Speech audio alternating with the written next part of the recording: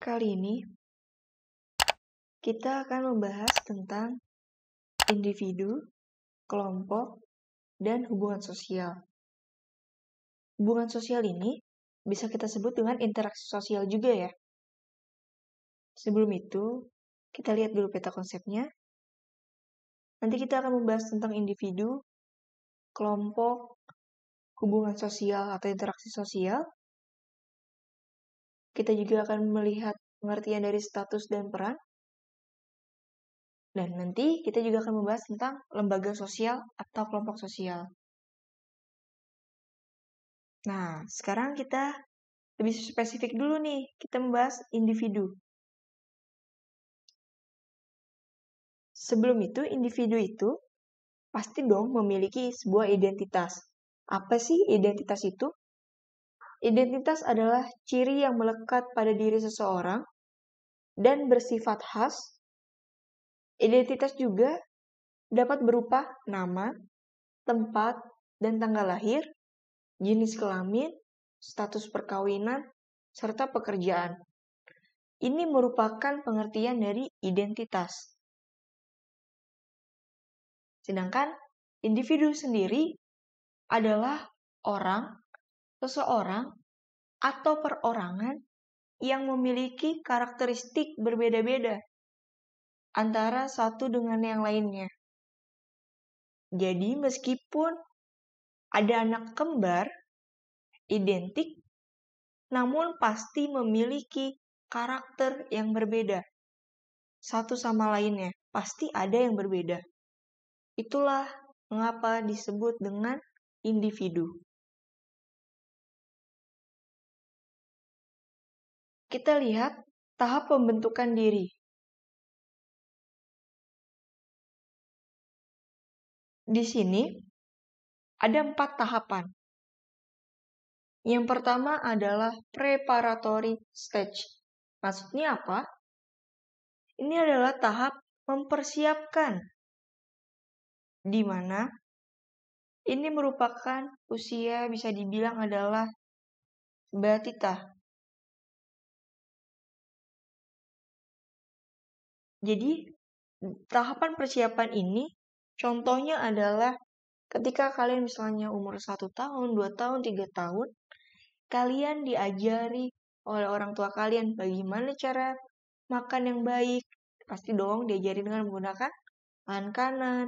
Sebelum makan kita berdoa. Itu merupakan tahapan preparatory atau persiapan. Setelah tahapan itu, kita berlanjut kepada tahapan play. Play stage, itu maksudnya apa? Kita sudah bisa meniru, tapi belum tahu tujuannya.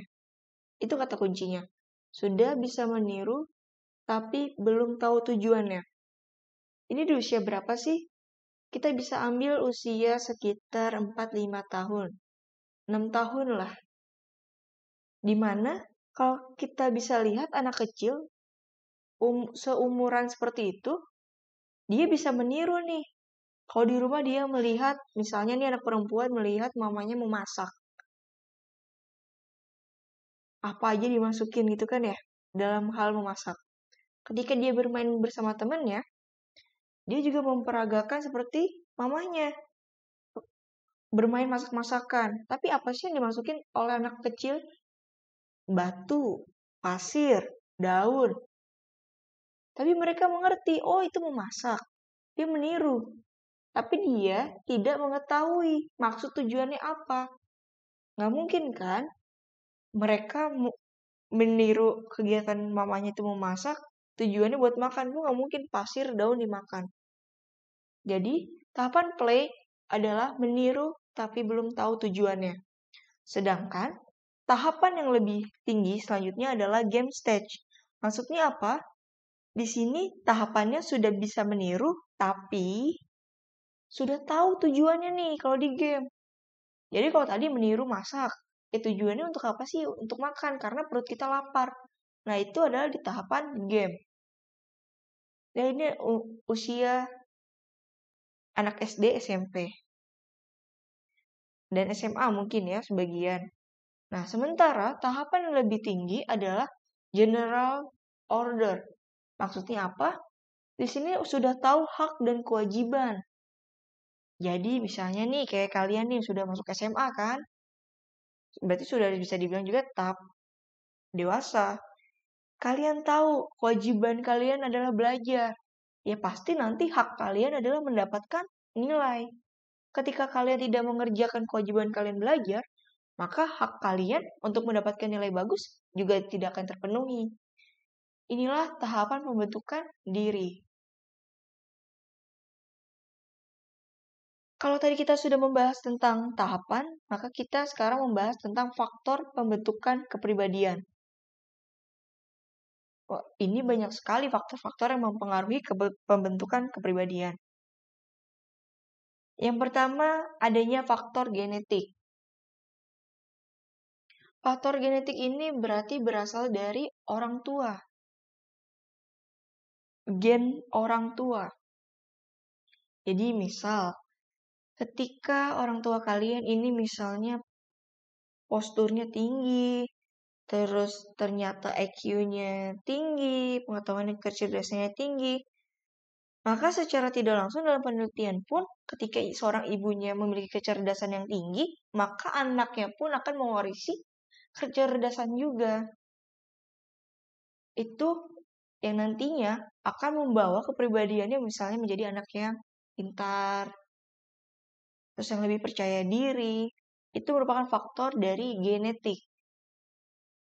Selanjutnya adalah faktor kelompok. Nah, faktor kelompok ini kan kita dapat dari teman bermain.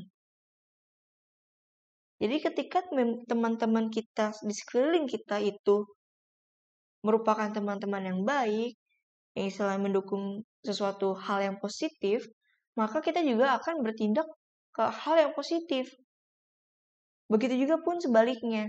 Ketika kita di lingkungan yang negatif, teman-teman kita negatif, misalnya nih, merokok, mabuk-mabukan, mau tidak mau, kita akan terbentuk menjadi kepribadian yang negatif karena mengikuti faktor kelompok tersebut. Ada lagi faktor pembentuk kepribadian, yaitu adalah faktor geografis. Saya bisa ambil contoh, kalau geografis kan berarti letak ya, lokasi. Saya ambil contoh dua perbandingan. Masyarakat atau penduduk di pegunungan dengan masyarakat di perairan pantai. Ini kita bisa bandingkan dengan nada suaranya. Di pegunungan, kalau kalian misalnya datang ke desa yang di daerah pegunungan tersebut, misalnya kita nih ke Sukabumi, ke daerah pegunungannya, atau ke puncak gitu kan ya, pasti di sana masyarakatnya bernada suara pelan, halus. Kenapa? Karena ketika kita berada di pegunungan, kita berbicara pelan saja sudah terdengar. Tapi beda hal ketika kita bermain ke daerah pantai, masyarakat pantai pasti akan bersuara lebih kencang. Kenapa? Karena itu dipengaruhi oleh faktor laut, geografis. Ketika kita berbicara dengan suara pelan, maka tidak akan terdengar. Karena suaranya dikalahkan oleh suara ombak. Mau tidak mau, suara kita akan terbiasa kencang untuk bisa memberi suara yang akan didengar oleh orang lain. Itu faktor geografis. Nah, di sini juga ada faktor kebudayaan. Jadi misalnya nih, kalau kita pernah dengar ada misalnya di Solo, di Keraton Solo, itu katanya halus, sopan santun, tata keramanya tuh tertata rapi sekali gitu kan ya, terkenalnya seperti itu di Indonesia. Terus datang nih misalnya bertemu dengan kebudayaan yang Betawi misalnya, yang kalau kata orang nyablak kayak gitu ya. Terus ada lagi nih dari kebudayaan misalnya dari daerah Batak yang suaranya tegas. Belum tentu dia marah-marah, tapi memang gayanya seperti itu kebudayaannya. Bersatu. Itu pasti akan terlihat perbedaannya. Nah, itulah menjadi faktor kepribadiannya. Ini tergantung juga dengan latar belakang kebudayaan kita masing-masing.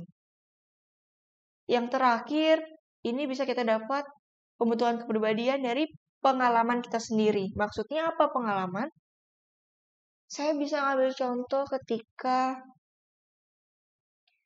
kita, misalnya nih, ini anak laki-laki punya pacar, anak laki-laki ini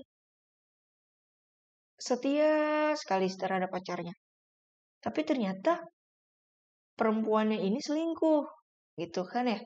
Selingkuh, yang tadinya laki-laki ini setia, baik hati, sabar, pokoknya memberikan semua apa yang diminta oleh perempuan. Ketika sudah tahu perempuannya selingkuh, pasti akan merasa sakit hati.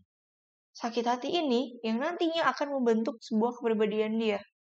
Bisa dia memilih perempuan yang lebih baik lagi dengan cara lebih selektif, atau akan menyakiti hati perempuan yang baru.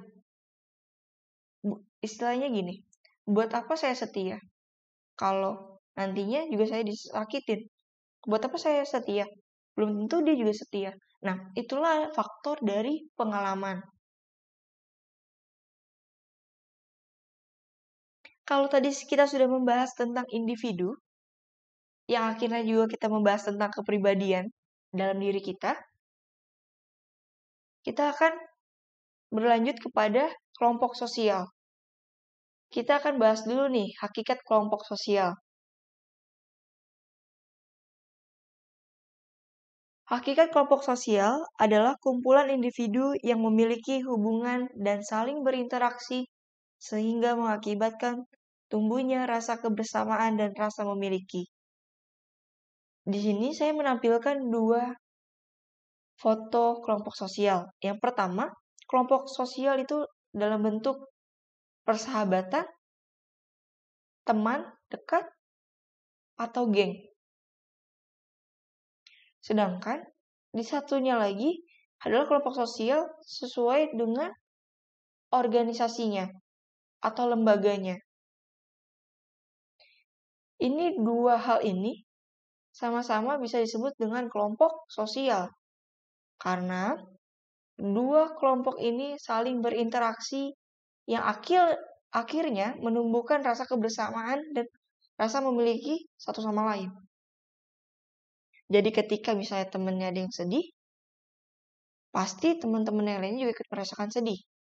Begitupun juga misalnya di pramuka ketika ada anggotanya yang terluka, ada yang membutuhkan bantuan, maka secara tidak langsung atau secara langsung akan ikut membantu.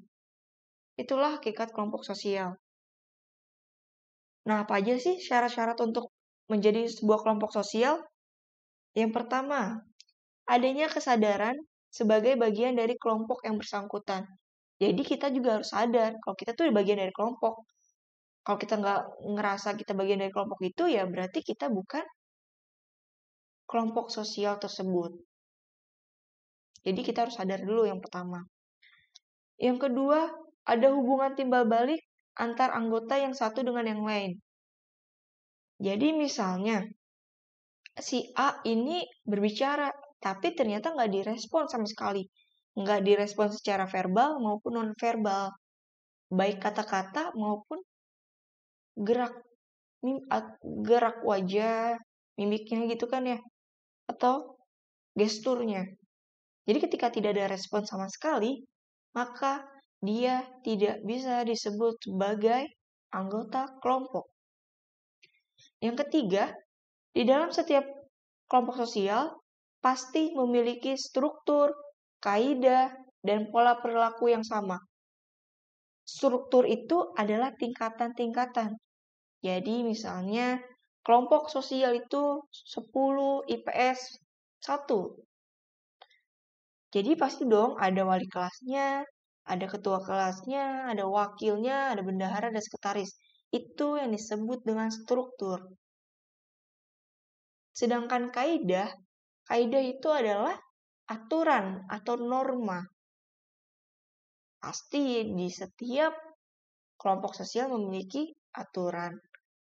dan pasti juga memiliki pola perilaku yang sama.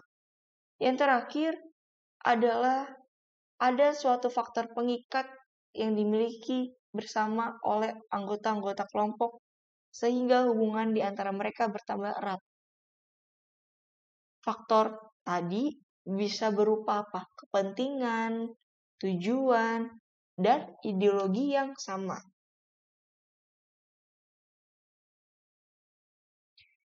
Sekian pembahasan kita kali ini yang sudah kita bahas. Selanjutnya, ikutin terus di materi interaksi sosial. Terima kasih.